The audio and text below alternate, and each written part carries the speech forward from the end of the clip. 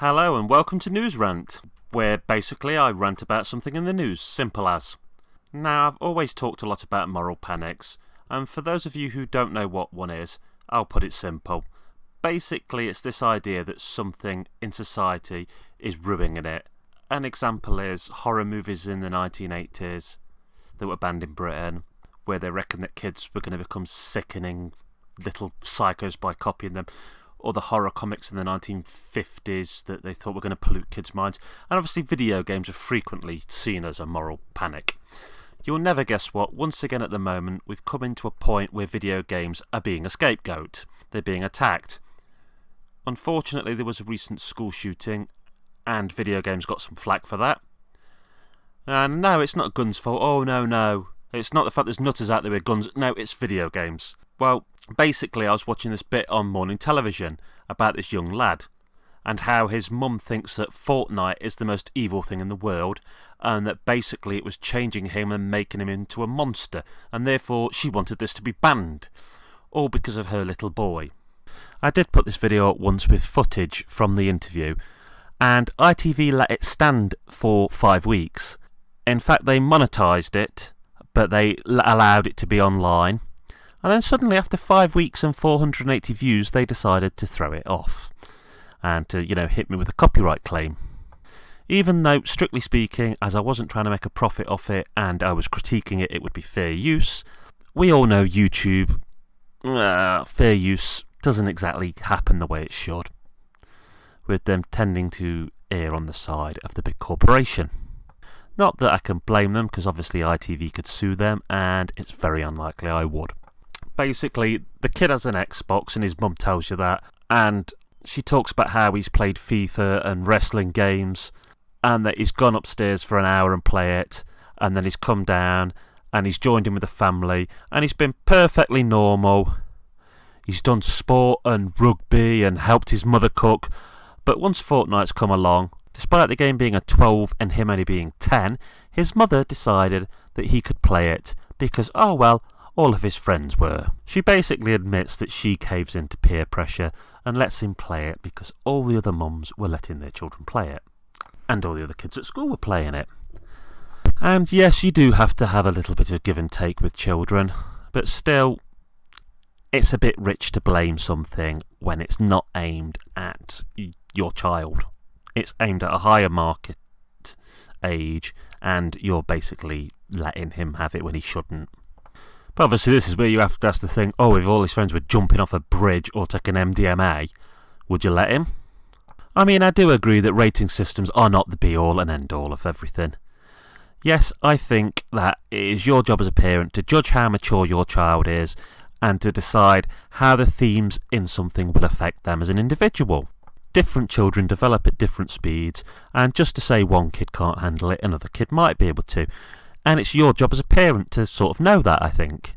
Before it sounds like I'm just some guy having a go at a mother with no real context, I am a single father. I have a daughter who is 16, and I've been through this kind of thing. I've had to decide what she can and can't watch, deal with boundaries, with her overstepping them, and how to help her self-regulate herself. I think she needs to remember that at his age, yeah, he might have wanted to cook with you and clean with you, but he's getting to a certain age and he's going to want some independence and he's going to back off a little bit.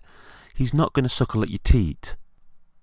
She complains about it changing his moods. But has she ever thought he's a developing young man? It could possibly be hormones changing his moods. She goes on to whinge that she never had to enforce rules or get tough with FIFA or the other games. And I think that hits the cusp of the problem.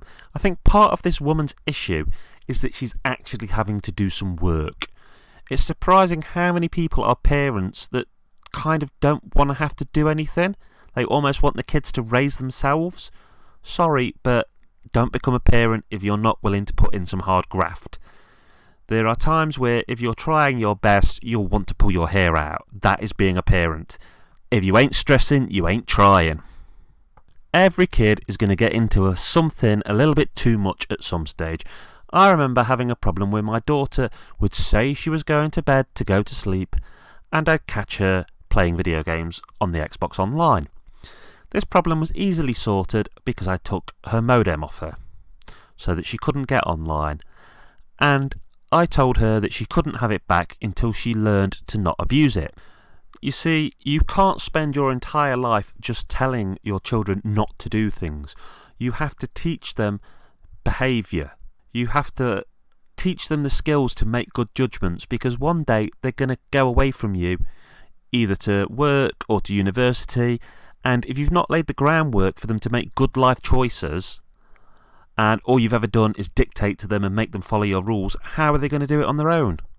I gave her modem back, and her attitude and her behaviour improved. Yes, it slipped down a bit a few times, and she had it taken off of her now and again, but together we sort of helped her learn, when enough is enough, and to learn to pull back and stop playing and not be on it all night. I would argue that this mother, by not teaching her son these skills and by just trying to dictate to him, is actually going to make it harder for him later in life when he does go to somewhere like university, where he has to make life choices and he has to say, I've had enough. I shouldn't do this. I shouldn't overindulge in this. I think she's actually slowing his development down. Her wanting this game banned is her being lazy. She wants the responsibility for teaching him to control his own desires taken out of her hands and put into the government or company's hands, so that she doesn't have to do this. And she doesn't care if she takes this game away from hundreds of adults and children who happily, productively play it without abusing it. How sad and selfish is that? On this morning, we heard the kid talk about how the game made him feel and how FIFA and things didn't really grab him. And, all he really says is that this game grabbed him. So, it's kind of like his mum saying you can play something as long as you find it boring and naff. Yeah, you don't want them to sit on video games all day and all night. But it is good to see that something can get their attention. I did love the fact that Philip Schofield had clearly done some research. He knew what he was talking about. He knew how the game played. It sounded like he'd actually had a go, or at the very least watched somebody play it. And he sort of knew the rules and the way the world works. And it was nice because, we get these opinion pieces and these things where people talk about games with no knowledge whatsoever. So, thumbs up to Schofield. Screw ITV for blocking my original video, but thumbs up to Schofield. But, look at the fact that Schofield's played it and that he's got the workings of it and he understands sort of how it makes you feel and how the kid's mind must be working. Why hasn't the mum done this? Not to be funny, but I do it with my daughter's games, and my mother did it with the games I used to play. I have many a happy memory of playing World of Illusion and such with my mum. And it was great. It was a bonding thing for us to be able to talk about the games, talk about the themes, and, there's so much there where you could be bonding with your son in a meaningful way, instead of just whining like a bitch. I do not think that you should leave it in the hands of ratings boards and governments to decide what is best for your children. Every single child is a complete, unique individual with their own level of maturity, their own fears, ambitions, dreams, and you as their parent should have some insight into these. And being a parent should be the hardest job in the world, yes, but you should relish every second of it. It's an absolutely beautiful thing. And if you're just screaming, shouting, laying down rules, telling them no, no, no, or telling them yes, yes, yes, do what the heck you like, you're missing out. When you watch this mum, though, and I'll include a link in this video, seeing as I can't show footage of the video, she's clearly coached the kid on what to say, and she's brainwashed him. And how is that any better than letting a media or a video game brainwash him? You're turning him into your own little automaton. How far do you want to take it before the lad can't wipe his own arse? Wake up and smell the coffee, lady. Now, I hate watching a grown-up cut a child off when it's supposed to be his turn to speak. She doesn't let the kid formulate his own ideas. Again, what the heck is he going to do as an adult if you've never let him finish a sentence? How is he going to make real connections with people if you're stunting his ability to communicate? Manners and the way you act are mostly learned by following the example of those who lead and who you look up to. You are setting a darn awful example, lady. A darn awful example. When the mum talks about Fortnite as being, oh, it's completely different, you're running around in the world with your friends in the spaces, and you're insulting each other and hiding, that's like saying, I know a guy who's got 2 arms, 2 legs and a head. That would describe so many games. She so doesn't have a clue. Seriously, you've just described half of the video games in the world. If not more.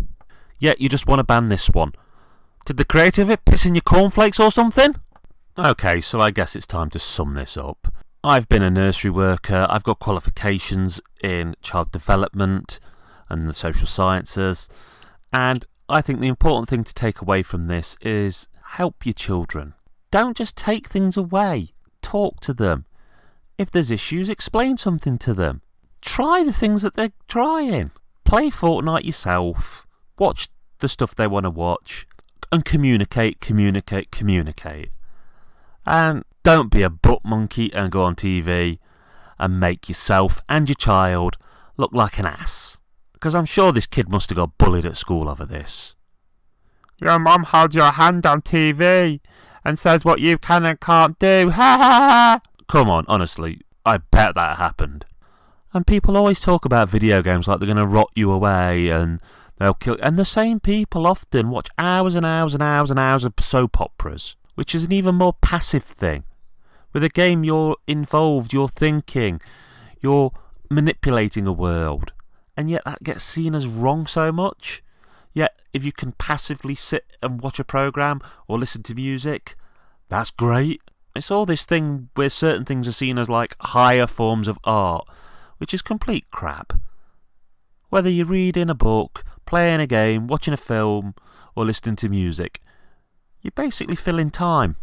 And providing that you're not hurting anybody else and you're not cutting people out of your life or making them feel bad or not taking care of your own physical and mental health, it should be up to you how you fill the spare hours you have. Yeah, do your homework first. Go to your job first. But don't let anybody tell you how you fill up your own free time. That's Kerr 9000 signing off.